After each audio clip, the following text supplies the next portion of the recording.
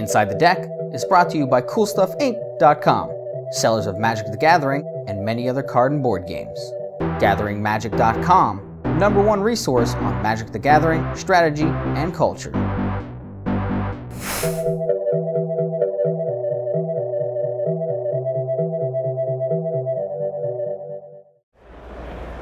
I've been playing this deck online for several months, and I've been doing very well with it. On Legacy on Magic Online, I probably have like the highest win percentage of any format. So, I knew the deck, and I know Legacy is largely about playing the deck that you know the best, and this was definitely the deck that I knew the best. My name is Allen Pennington, and I'm playing a deck that is commonly called Tin Fins. Basically, my deck is a Griselbrand combo deck. The end result is that you want to be attacking your opponent for 22, a Griselbrand and an Emrakul. Well, the reason it's a combo deck is because the idea is to draw your entire deck, ideally as early as turn 1 or turn 2. The basic combo is you put a Griselbrand in your grave. The most common method is Entomb, although it's also quite likely that you Thoughtseize or Cabal Therapy your own Griselbrand in your hand.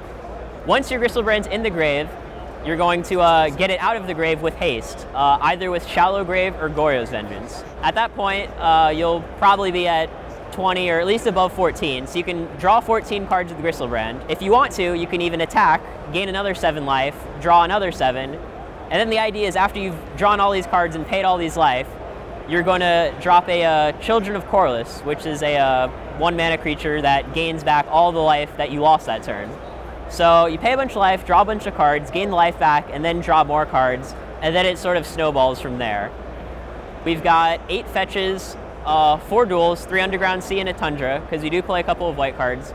And then we've got a basic island and a basic swamp, because us being wastelanded is a concern, so we want to be able to fetch up basics.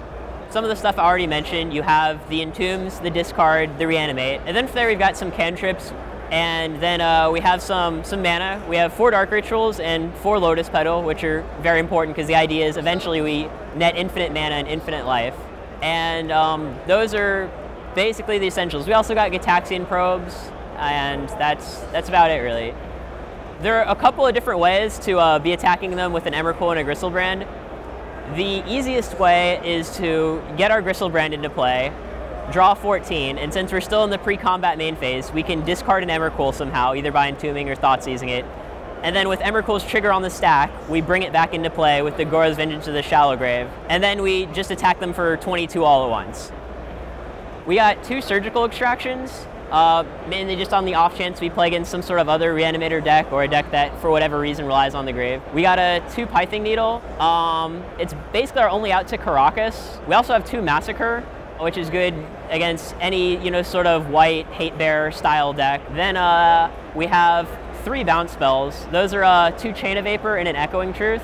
We also have a Thoughtseize just for the 6 discard spell.